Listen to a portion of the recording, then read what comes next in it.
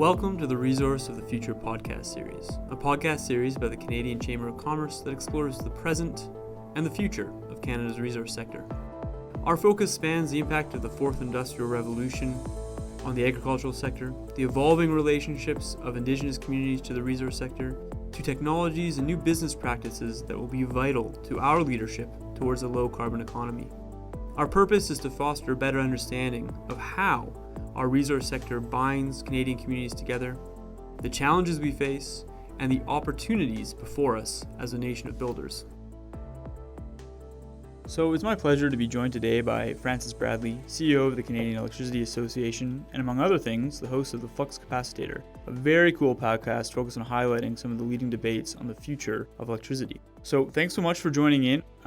Just jumping right into it.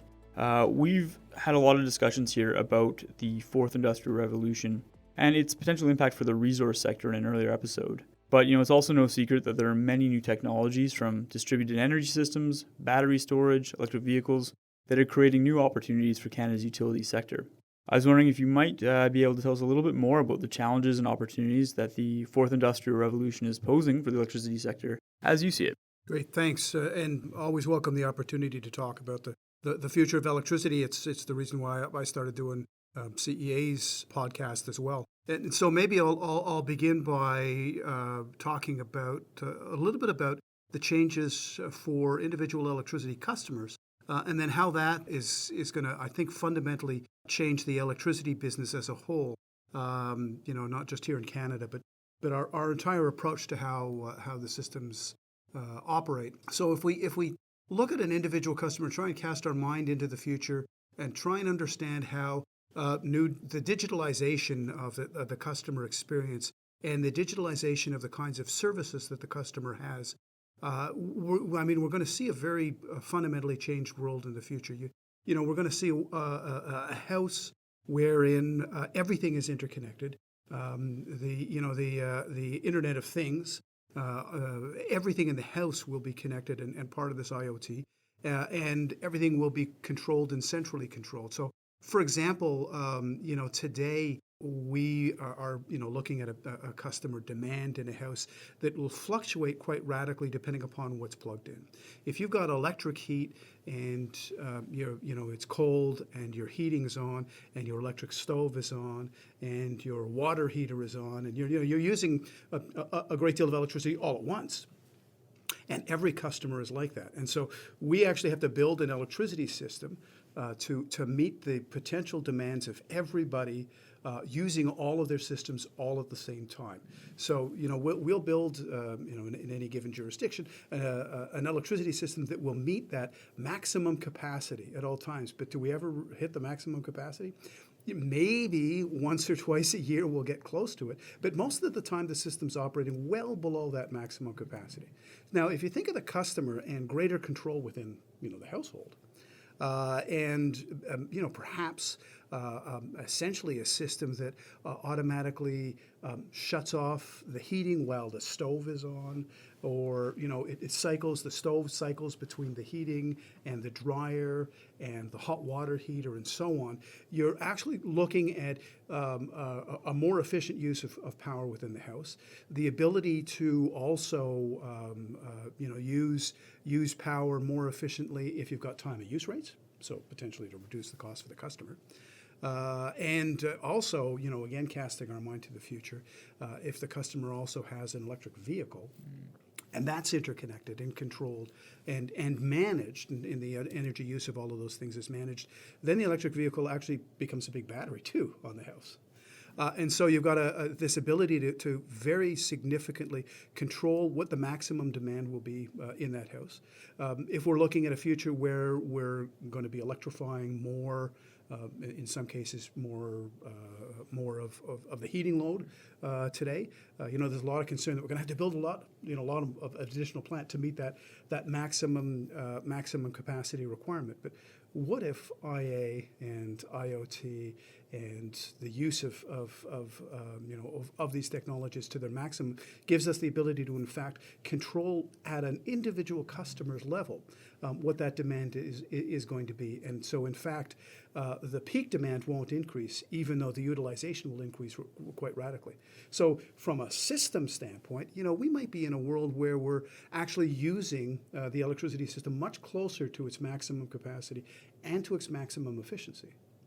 And so that's a different world. Like today, we live in a world where you have to build for what the potential maximum is going to be, and sometimes you've got baseload power that absolutely has to run, and so in regional markets, sometimes we basically have to pay neighboring markets. It's called negative pricing. Right. Take our additional power, or you've got hydroelectric facilities sometimes spilling water, just because there's that huge gap between supply and demand.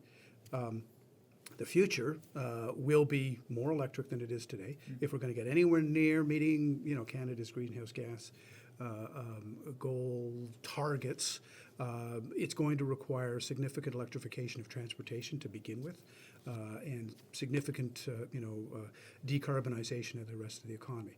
That's going to mean more demand for more electricity, but by using, I think, new technology that's coming into play, it doesn't necessarily mean that we're going to increase our peak demand to as great a degree as we would otherwise, because we're going to be able to use it far more efficiently.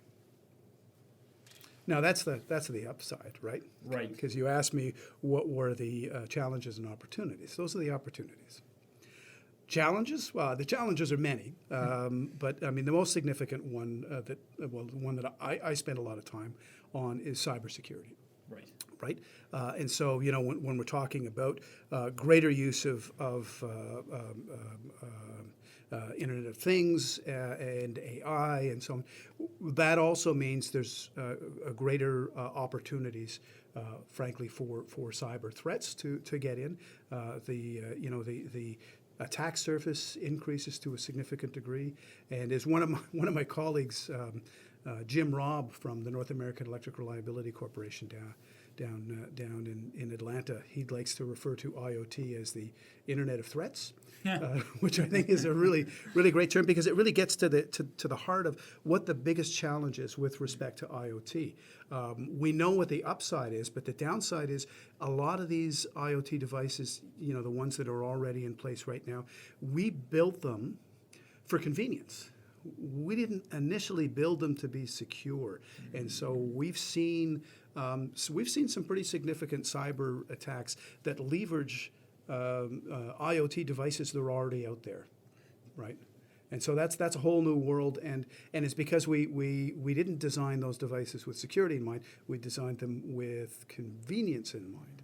And so we're kind of now going back and having another look at, okay, well, wait a second. As we move into future generations of IoT, how are we going to secure them?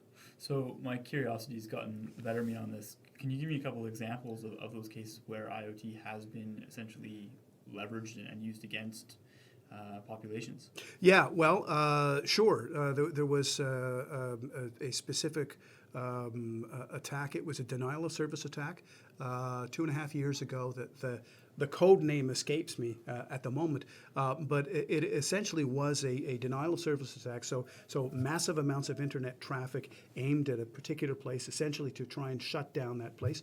But the devices that were firing off the traffic, those weren't computers. Usually, it's a bunch of computers that are essentially part of a slave network. These were Internet of Things devices. So it was actually networked speakers in boardrooms, networked printers, and so on. There was a technique to essentially use the connectivity that those devices have to launch a denial of service attack, and it was the largest denial of service attack that we've ever seen, and it was actually using IoT devices. Wow. Yeah, that's pretty scary stuff when you start thinking about it. But as I said, the issue there is when we kind of designed these things, we designed them. We weren't thinking about, like, who would think about, well, we have to make sure that we secure the controller in our printer. That like, it's a printer. It's so the fundamental design didn't initially of all IoT devices essentially, except for maybe industrial IoT where there was a lot of thought about security, but it was all about convenience and what those devices can do for us.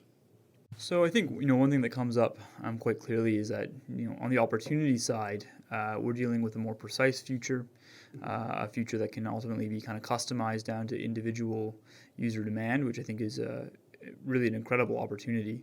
The one thing that kind of comes quite clear in that scenario is there's obviously going to be a significant role for big data, right, to be able to actually do that customization. Absolutely. So I'm kind of curious about what are some of the spillover benefits for moving from kilowatts to maybe kilobytes, and also are there companies sort of starting to leverage big data now in terms of their operations? Companies are absolutely in moving into that space. When I was talking about the change in terms of how electricity is going to be used in the home, it's not the consumer at home that is going to figure out how this stuff works, unless they're an electrical engineer and also an IT specialist and have a whole series of skills. So it's going to require industry to be able to bring the kinds of products and services that the customer is going to need to be able to take individual control of their energy use. So that world where there is greater control within the home, there's maybe distributed energy resources, there might be solar panels on the roof, there might be an electric vehicle in the driveway acting as a storage device as well. How do we get from here to there? Well, it's actually going to be industry that does that. It isn't going to be the individual consumer is going to be the one that benefits from it. And so, in fact, companies are there now. Companies are now today trying to figure out how, and it's leveraging data. How do we take what we know today about the utilization of electricity? How do we leverage that? And then how can we then turn around and produce the kinds of services and the kinds of controls that customers are going to want in the future? And as I kind of hinted earlier that the future, and it'll be a future of decarbonization, a future of electrification. That means it's going to be a future of a lot more electricity use. And so how are we going to be able to, the only way we're going to be able to do that efficiently is if in fact we do get better at being more efficient and being more effective. And the only way we can do that is to in fact learn from, in fact, some of the information that we have access to today. The trick in that, though, and we're already starting to have conversations about that, is of course you want to be able to leverage that information and leverage that data. But who has access to it? And who owns that information? And one of my podcasts last year with Peter Gregg, who is the president and CEO of the Ontario Independent System Operator, that was one of the issues that Peter raised as well. Who owns that data? Who owns, if you as an individual customer, it is in fact being able to generate insights on your electricity use that's going to determine whether or not you're going to be able to be more effective and the kinds of services they'll be able to be offered to you. But who's going to be able to access that information and who owns that data? It's a little different. I mean, it's kind of akin to, but different. When you or I go on the internet and we search Google, we've of course read the terms and conditions of using Google. All 47 pages, absolutely. Of course. But then you go on to Facebook, and of course Facebook then serves you advertising that's based upon your Google searches, because at some point in time you agreed that okay, they can own all that data. We haven't got there with respect to energy use. And it isn't just energy use. It's a lot of traditional services that we really haven't kind of got our heads around in terms of who owns the information and how that information can be used and how that information can be leveraged. And I'm reading an article earlier today about that project in the Toronto waterfront that Alphabet is trying to work on. Google Sidewalks. Yeah, right, exactly. Google Sidewalks. But the battle there is it's a very similar thing. Google comes from a world where they own all the data. and you agreed to it when you ticked onto it. But when you go into the real world, Right. and like when we're talking about electricity usage and big data, who owns the data? It's the same thing here. It's the same sort of challenge that Sidewalk is facing, because people are used to what they do in the real world to not be something that is owned by somebody else and can necessarily be leveraged without their consent. Right? So there's a real challenge here. I think about determining, first off, how consent is given, because the downside is if you don't give consent in this sort of a world, you can't then necessarily get a customized product for you. Right. Right. That connected house that's going to know what to do and know when to turn things on and turn things off to save you money and to be more efficient is only going to work if you agree that somebody will be able to actually take your data, leverage your data, and make decisions about that. And we're not there yet, right? There's a couple of steps that we've got to get to, but we're going to have to if we're going to be able to live in that net zero 2050 world. Means we're going to need a lot more electricity. We're going to have to be a lot more efficient in terms of our use of electricity. So we're going to have to get past some of those stumbling blocks about who owns the data, how the data can be used for the benefit of the customer. And going back to my conversation with Peter Gregg last year, that was his contention, because there was this is an ongoing discussion: who owns the data? And Peter, I thought he was going to say, well, I run the system operator, I own the data. He said, no, it's the customer's data. We're the custodian, but there needs to be some way that we figure out how we're going to provide consent to whoever it is that's then going to be able to develop those products and services and use those tools that you talked about at the beginning. Use AI to figure out, running through that data, how the most effective and efficient products and services that can be provided to the customer. That's absolutely fascinating. I'm sort of thinking ahead to this future where your utility bill comes with cookies in terms of tracking your behavior. That's a good way to think about it, though, right? Your electricity, not just the bill, but your usage. Yeah. Because our internet usage comes with it, but our usage at home doesn't yet come with cookies, but maybe it will. Huh. I mean, I suppose too on that question, how do you decide to get the customer's data? It might be the case because of that customization that it's simply an economic incentive, right? That you're going to save a lot of money on your bill. Yeah. Kind of drifting into this space a little bit, we kind of had this other question. I know that, the Canadian Electricity Association has done some really interesting strategic foresight work, right? Looking into the future as to what can kind of take place in the sector. And we've covered off a little bit of this, but I was sort of curious if you could tell us a little bit about some of the futures that were envisioned in that exercise that I think you conducted last fall, maybe. And was there anything about them, about sort of the different scenarios that emerged that surprised you or anything that worried you? Yeah, our scenario work that kind of came to a head last summer was a fascinating exercise. What we had done just to get the thing off the ground is we pulled together from our 37, 38 members, all of the people who were responsible for either strategic planning or business development or the future plans of these companies from the 30-odd largest electricity companies across the country. We brought these smart people together whose job is to think about the future, and we went through a process where they developed these different potential scenarios for the future. And the idea here wasn't to actually predict what the future was going to look like, but the idea was to develop some potential future pathways and ones that were different and sufficiently different that they would challenge a company. So the idea was we were doing it really for our member companies so that they could kind of stress test their long-term plans. And so an individual company would be able to take their long-term plan of the future and stress test it against these.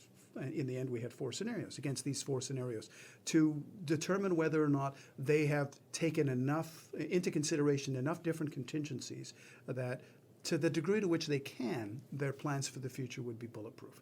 So there was some really good ideas, and there was some really solid thinking in terms of how we should construct this. How it would work and what the value would be for those who participate in it.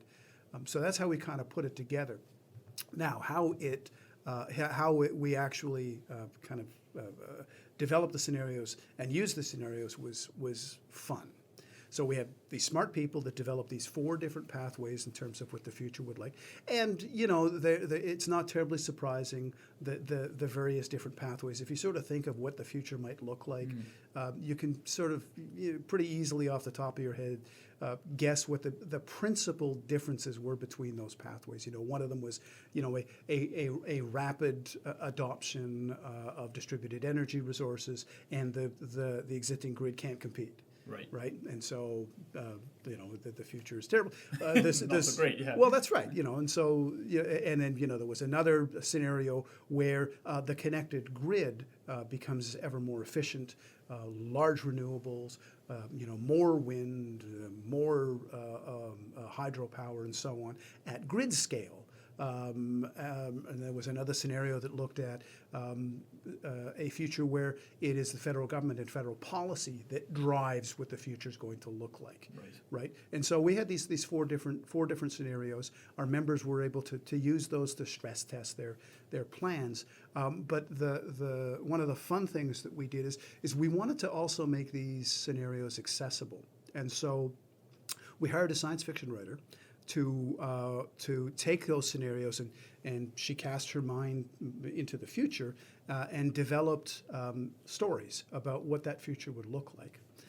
And then last year, in June, which we mark as National Electricity Month, at the Museum of Science and Technology here in Ottawa, we brought together a bunch of actors, 4 actors from Algonquin College. And the 4 actors essentially took the 4 monologues that our science fiction writer had developed that described this is actually what it feels like to live in the future of these 4 different scenarios. And they performed the monologues for a live audience. So it was. I thought it was absolutely fascinating because what we wound up doing is really humanizing what those future scenarios looked like. But so if you're asking me, as your initial question was, what did I find particularly surprising? What I found surprising was the work, and it wasn't the scenarios, anything specific in the scenarios themselves, but the work that our members did was very easily and quickly translated into what does it actually mean for the end customer, to such a degree that we could just bring in a science fiction writer from the outside and they could write a story about, okay, this is what the customer experience is going to look like in 2040. So that the most surprising thing to me was that we wound up actually having what turned out to be very customer-centric scenarios, which is, I mean, it isn't that we didn't set out purposefully to avoid that or to do that, but that naturally these people whose job is to do scenario planning and strategic planning in electric utility companies and spend probably a lot of their time with engineers and accountants and lawyers and so on, wound up developing these scenarios that were entirely customer-centric. And they were not the customer service people, right? So that's what I found most interesting about the entire process. The fact that customer centricity wound up being core in all of these 4 scenarios. Really, really cool. It sounds like a great project. We know that the budget, might be delayed a little bit due to sort of series of impacts. We certainly know that it's going to be a strong climate focus in this budget. Yep. We've definitely signaled that there's a need to have enhanced 2030 ambitions, as well as sort of a set of legislative commitments potentially to meeting net zero by 2050. So, I know that sustainable energy is a big part of the CA's mission. I'm just wondering, what are some ways that the utility sector can be positioned, best positioned perhaps, to be part of that net zero by 2050? And are there any steps in your mind the federal government could take to help the sector drive this transition? Yeah, well, as you you probably can imagine, we're spending a lot of time trying to figure out what net zero by 2050 means. I was in Madrid for COP25, where the government of Canada had said it was planning on exceeding the 2030 targets, and it reaffirmed the commitment that they'd made on the campaign trail to net zero by 2050. And so, this is a real commitment. I think you're right. I think when we ultimately see the budget, in the federal budget in the next couple of weeks, that whenever it comes out, it will clearly, every indication we've had is it will clearly at least give us an indication of what that pathway to 2050 looks like. I've had an opportunity to talk to a number of people over the last several weeks, specifically on this, just trying to get my head around what does net zero by 2050 mean, because it isn't zero by 2050, which I think is interesting, right? Yep. It's net zero, and so that means there's puts and takes, and so does that mean we're going to include sinks? Sure. For example, does that mean we're going to include international trading, like Article 6 of the Paris Agreement would want, right? We're going to have ITMOs. Presumably, we're going to have those sorts of things in the mix. Otherwise, they would have just said we're going to hit zero by 2050. They said net zero. I know there's a lot of people that are doing some work in this space. Had a chance to chat with some of the folks at the Canadian Institute on Climate Choices last week, and they're recently stood up as an organization, and they will be developing 4 pathways. They will be developing 4 pathways to a 2050 net zero future. So I'm really looking forward to seeing what that actually looks like. Want to see, of course, what the federal government is going to come up with, and what that's going to look like. What the 5-year targets are going to look like, because they've indicated that we know what 2030 is like. We know that there's a net zero by 2050, but they've indicated that there'll be 5-year targets in 2035, 2045. So all of those things are going to be interesting and significant to see. 2050 is not so far away, One of the speakers at the Globe 2020 conference in Vancouver a couple of weeks ago, I think really captured it by saying, in explaining how 2050 really isn't that far away. They said, that's the length of a mortgage, right? And so that sort of gets you back into, okay, we understand that it is relatively short. So, as I said earlier, the only way we're even going to get near that is if we look at continuing to decarbonize the economy. And by doing that, that means increased use of electricity. Otherwise, we're not going to be able to meet the gap. And so, are there specific things that we want done? Yeah, absolutely. To begin moving towards that, one of the things that we've been talking about is storage, right? And storage is going to be really important. A decade and a half ago, we were providing support for what was coming up as new renewables, so for wind and solar and those sorts of things. And now, when you're looking into people that are bidding into marketplaces for new generation, wind doesn't need support, right? It's now at a point where it is competitive. Storage isn't competitive yet. And so one of the things that we're suggesting is, well, we did it for other new technologies when they were coming forward. Storage is going to play an important role in our ability to meet our future electricity challenges. And so we should be looking at some kind of incentives for storage. As storage gets closer and closer to being realizable on its own in the marketplace. So that's one of them in terms of an immediate one, is what can we do in terms of providing incentives for new storage technologies. One of the other challenges we've been talking about is innovation.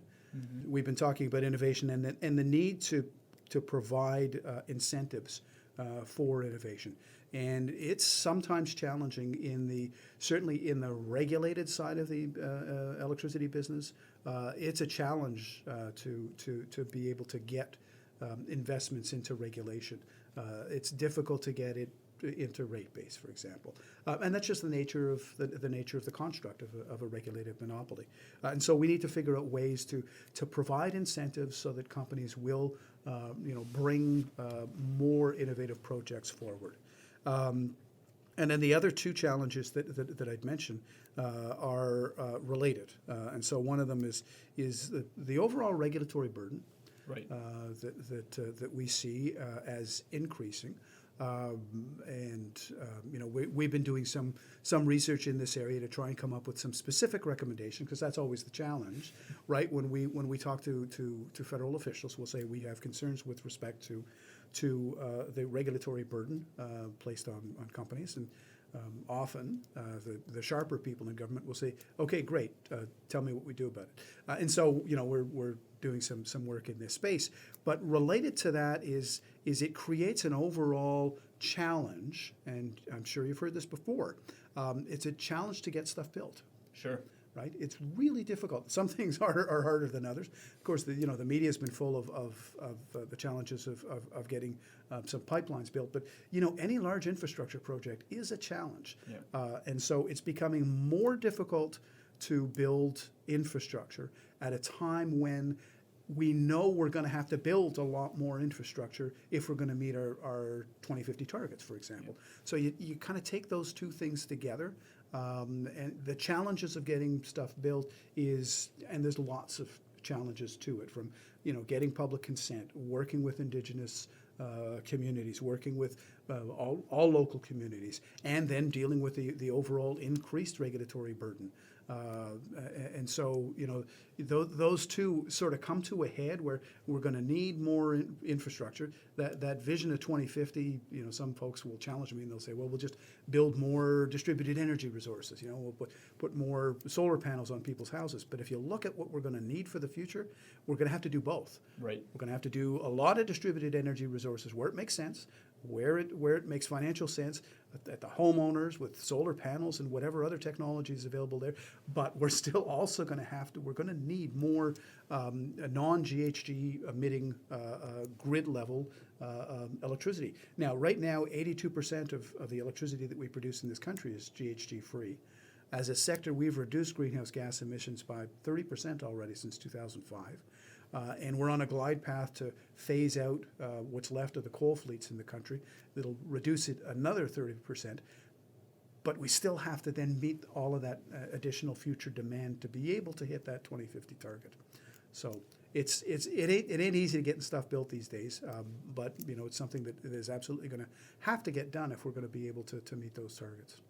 No, that's certainly a great overview, and this is this is a big component of the Chamber's advocacy on Bill C-69. Was this was something that of course impacted the resource sector, but it hit all sectors of the Canadian economy when it came to infrastructure. So certainly appreciate the challenge there, and I think in some respects we kind of covered off what was the next question, because really the last major infrastructure upgrades in Canada were for the electricity grids are really in the 70s and 80s, right? And so there's a lot of work to be done. Mm-hmm.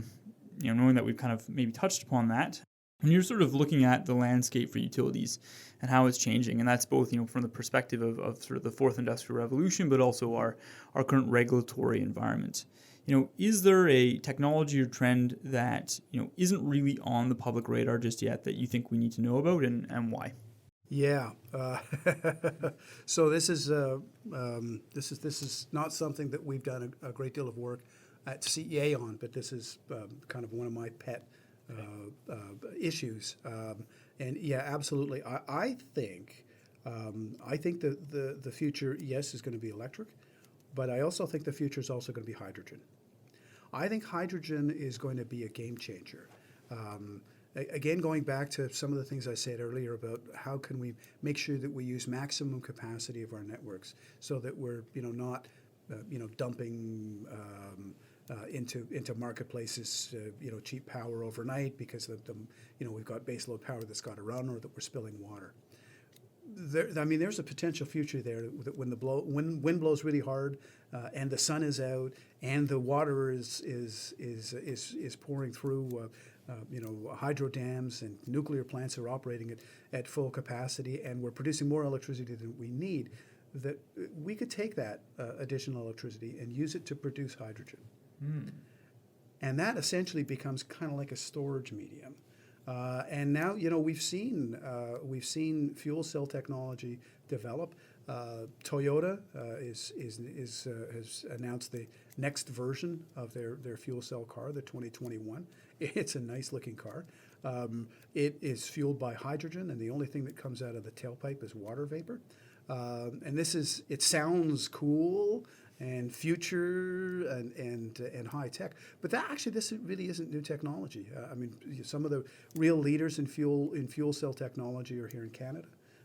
Ballard out in British Columbia is certainly one of them. But when we first started sending men, and now men and women, into space, even at the very beginning and today, the power when they're circling the globe, even back in the Apollo days and today, that's all fuel cells, right? That's how they're producing power up there. So they're using fuel cells. So I think because hydrogen can become a storage medium, and so we'd be able to actually store electricity with hydrogen and use it in transportation technologies, for example, and a whole other, different applications. That I think that's one that's not really on a lot of people's sort of radar screens today, and it's not something that like we aren't currently advocating for specific things. But if you're asking my personal opinion about what we haven't been keeping our eye on, but will change, I think, in the future, and will change our overall approach to energy use, but in particular transportation, is going to be hydrogen. Very cool. Yep, that's certainly something that isn't quite on the radar yet, and there's probably a lot of different opportunities there. Yeah. Well, just kind of the last thing I would sort of leave off with, just is if there's been any articles or books you read recently that you've enjoyed and why. Oh, man.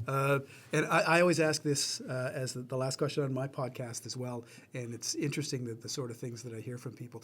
And funny thing is, seeing as how I just talked about hydrogen, I've been reading a book by David Sanborn Scott from University of Victoria. Okay. It's called Smelling Land. It was published in 2007, and it was recommended to me when I was at the Globe conference in Vancouver, and I was doing a presentation, and when we got to the Q&A, somebody had said, because I did talk a little bit about hydrogen there, they said, oh, you need to read David Scott's book on that, even though it was a couple of years ago. And so his book is called Smelling Land, and it is all about the potential for hydrogen, just as I've kind of described it. And so, yeah, that's actually sitting on my desk in this same building. We're in the same building, but it's 2 floors down, and it's sitting on my desk, and I started reading it a couple of days ago. Well, Francis, thank you so much for that and for the discussion. I think that there's certainly a lot of angles there that I know we haven't considered, and I really appreciated the opportunity for you to come in. I was initially kind of was going to shake your hand, but it's sort of an additional public service announcement. Yeah, that's right. No shaking of hands, so air high five. And the Vulcan greeting, and live long and prosper with the 2 fingers spread. Yeah. That's a good substitute. Maybe that'll just stick. All right. Thanks so much. Thank you very much. I want to thank everybody for tuning into the conversation today. And I hope you want to continue to stay engaged with us as we continue to explore the critical role Canada's resource sector plays in supporting Indigenous communities and business development, creating new technologies that are going to guide our path forward to a lower carbon economy, as well as developing practices of sustainability and innovation. And finally, just understanding the interconnected relationship and interdependencies that make the resource sector in Canada a key driver in social and economic development in small communities and large communities across Canada. And please don't forget to check out our website for updates and new podcast episodes at rotf.ca. If you want to continue to add support to this conversation, please feel free to share this episode on social media and maybe consider using some of these hashtags. #ROTF, #ResourceChampions, #Canada's Natural Advantage. But we also look forward to seeing whatever you come up with as well. Thanks for joining us today, and we look forward to having you in the conversation in the future.